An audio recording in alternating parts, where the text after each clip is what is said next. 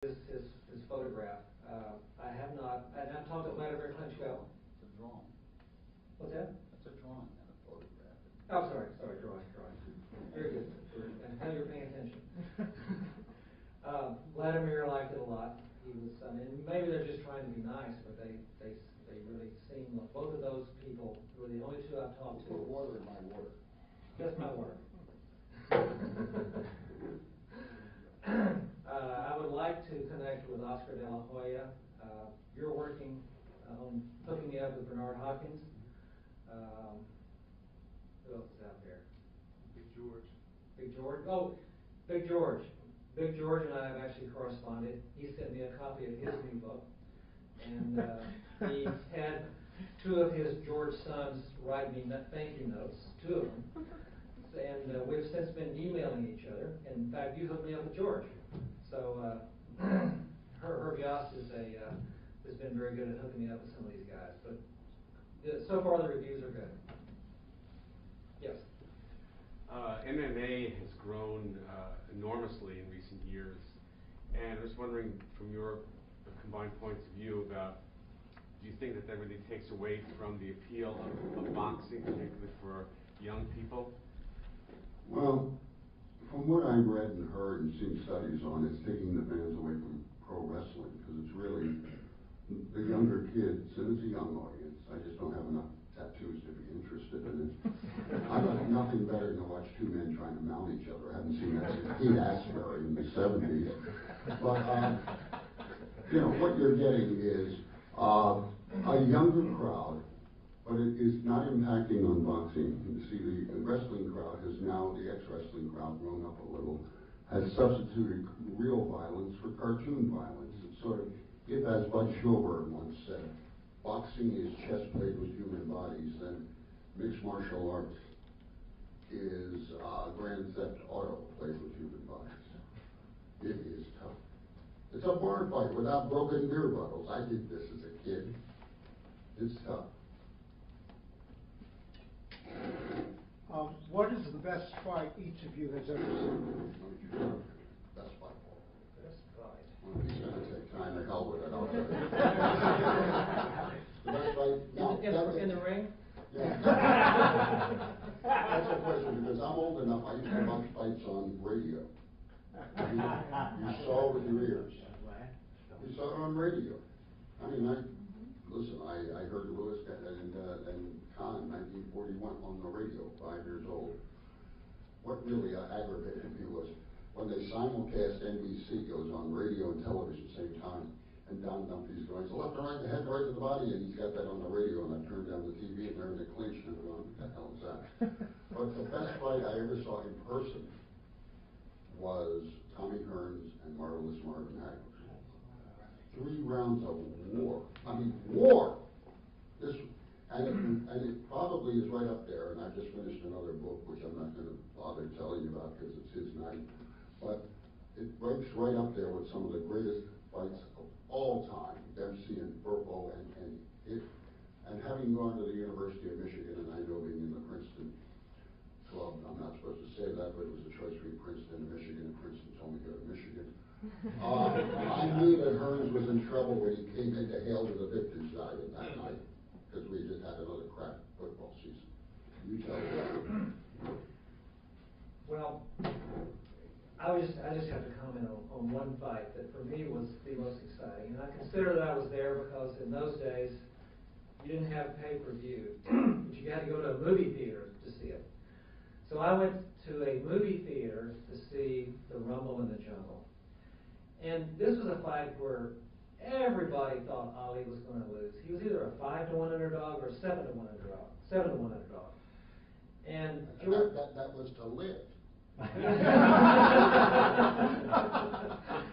And Foreman was just so awesome. He had just knocked out Joe Frazier in 2 rounds. Frazier had knocked out, had beaten Ali in a decision after knocking him down. Norton in 3. Oh God, Foreman was incredible, and he was big and he was strong. And even in the locker room before the fight, Ali's handlers were sad. They were praying. It was like a morgue. And I remember being in that theater, and everybody thought Ali was in for it. And he was playing possum, he was holding back. It was a fantastic strategy he executed. And apparently in the fifth round, he goes back to his corner to Angelo, and he says, I think I can knock him out. And Angelo says, well, would you go ahead and do it? But he played possum, it was the old rope-a-dope, and I thought it was one of the most exciting, not just fights, but sporting events I have ever seen. It was fabulous. I wish I'd have been in Zaire. Just to add to what John said, Ali found that he couldn't dance in that fight, not because of the 3 years of being off. Archie Moore and Dick Sadler, the two trainers of Foreman, had taught him how to cut off the ring by putting his foot between Ali's two. And he went to the ropes in the second round. Against all the screaming from Angelo, get off the ropes. He wasn't going to get off the ropes. It did him no good out there. Let George hit him, and he hit him some good shots. And he would go down figuring Ali, and it was one of the most brilliant concepts mid-fight ever. He'd go down like a water hose after you turned off the power, the pressure. But it was, and I remember George Plimpton sitting in front of me going, oh Christ, he's throwing the fight. Because he was leaning back over the ropes, almost as if he was looking up at the roof to see where the rain was dropping.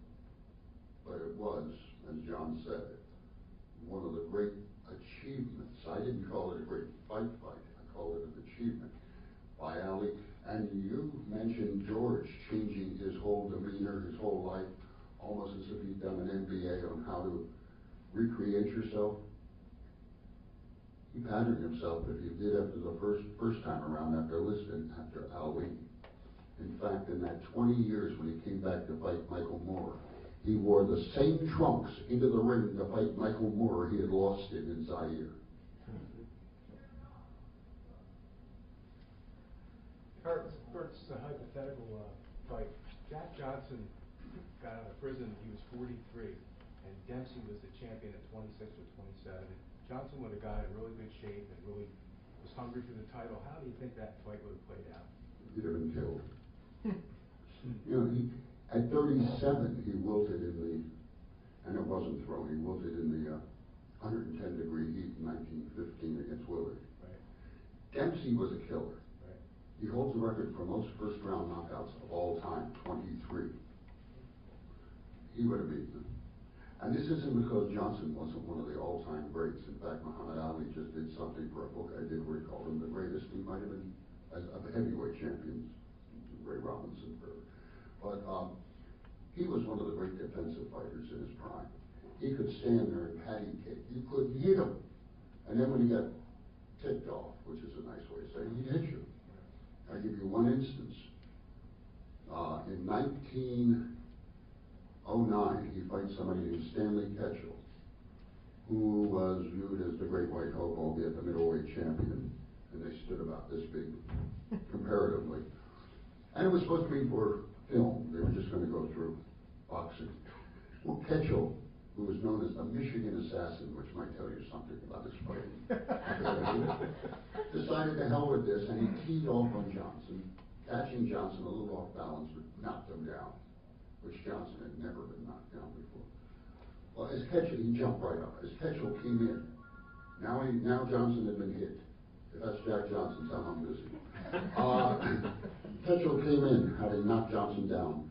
The next thing you saw was Ketchel stretched out like the final crucifixion scene, and Johnson picking his teeth out of his glove. Jack Johnson, tell my wife I've gone. I do that at all boys. But no, it would not have been a good fight. Back row. You know, you're talking about heavyweights, that you're using the heavyweights as your examples, but there were some great lighter weight fighters, Robinson, Armstrong, even Graziano. What do you think about these? And I just want another anecdote. I remember as a kid, I used to listen. Was it Bill Stern? Who used to? Shavegrin Man was on the air. He used to announce the fights. I mean, it was, if you just listen to them, you'd visualize exactly what's going on. Well, I was listening right They were here. phenomenal, broadcasts. Well, I did a book years ago called Boxing's Greatest Fighters. Ray Robinson won, a middleweight, welterweight. Henry Armstrong, too. He held 3 titles at the same time, featherweight, lightweight, welterweight.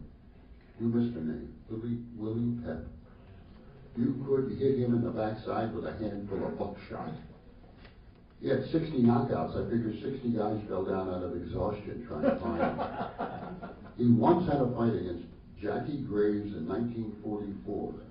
And he had told a writer, it was in Minneapolis, for the Minneapolis Star, that he was going to win a round without landing a punch. Guess what? He spun him. He faked punches, feinting him. He moved behind him. He tied him up. And he won the round on all the judges' scorecards. And to the day of his death, he would pull the little clipping, flaky as it was, out of his wallet to show you. There were some great lighter weight champions.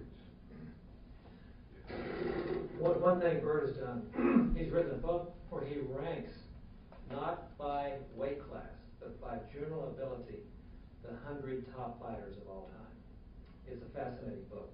And number 1 is Sugar Ray Robinson. Easily. You give me 1 through 9, but I had to put somebody else in. Ali was number what? 6. 6. Joe Louis 4. Benny Leonard 5. Ali, Harry Greb, Roberto Duran. Henry Armstrong, where's he? 2. Right. But everybody forgets about Roberto Duran. Yeah, I personally think he was as good a lightweight fighter as I ever saw. Yes. Was there a time when the Cubans made a big attempt at boxing, and what happened? How long did that last? Well, there were several great Cubans. Going back to Kid Chocolate, but you had Jose Napoles.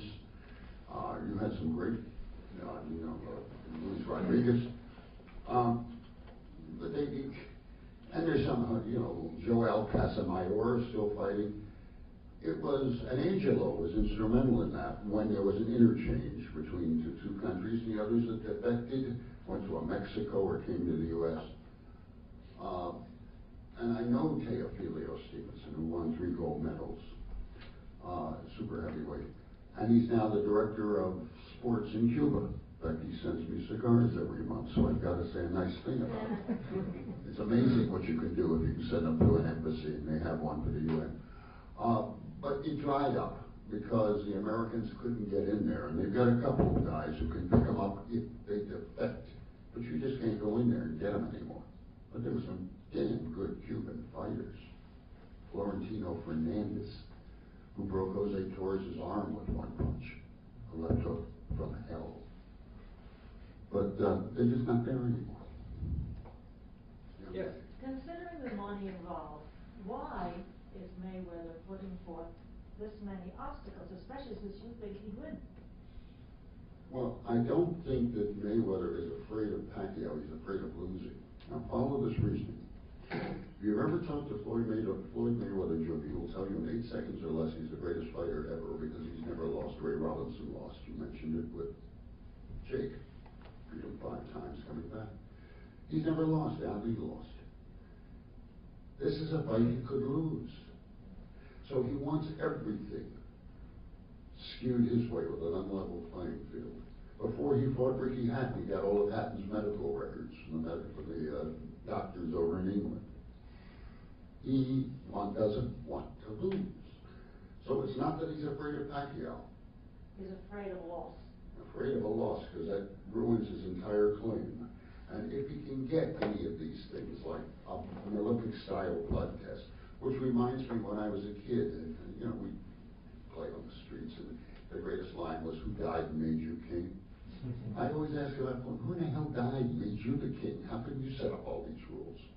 But if there's enough money in it, it may come to pass. Because I don't think Pacquiao gives a daggone. He's busy with a karaoke concert or something. He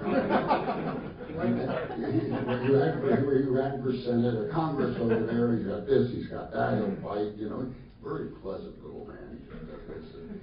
And when he sings karaoke concert, I think we had less reason to declare war on Japan for Pearl Harbor than we had for their introducing karaoke. What the hell is that? Going to a bar, they'll drive you right out. But I think it'll happen, but it's gonna be on Mayweather, it's his call. And if he doesn't back down from these demands, there'll be no fight.